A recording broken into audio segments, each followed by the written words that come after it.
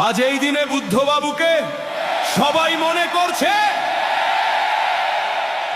শান্ত সেই বাংলাকে মানুষ আবার খুঁজছে।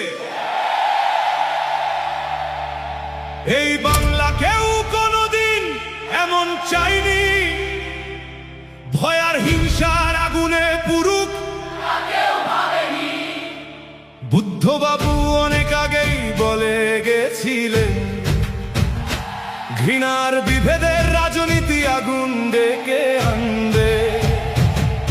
আজ চারিদিকে মানুষ সেই কথাই মিলিয়ে দেখে, কেন বাংলার বাতাস এত অশান্ত হয়ে গেছে।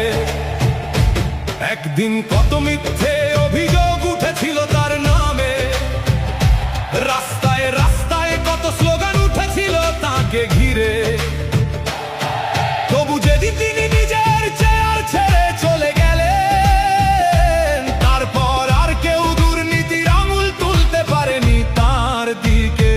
ক্ষমতা হারিয়েও তিনি শান্ত ছিলেন, কারো বিরুদ্ধে কাদা ছোড়েননি।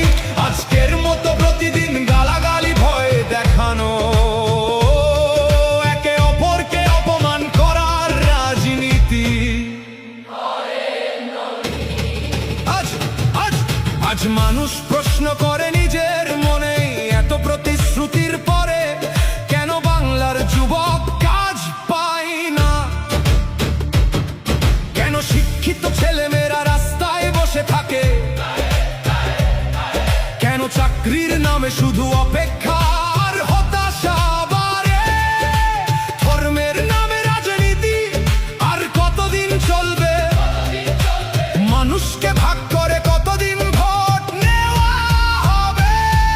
আমরা ঘৃণা চাই না, আমরা শান্তি চাই না, আমরা শিক্ষা চাই, কর্ম চাই, নিরাপদ ভবিষ্যৎ চাই। আজ বাংলার মানুষ ক্লান্ত এই বিষাক্ত পরিবেশে, চারিদিকে শুধু কাদা ছড়াছুড়ি আর দোষারোপ।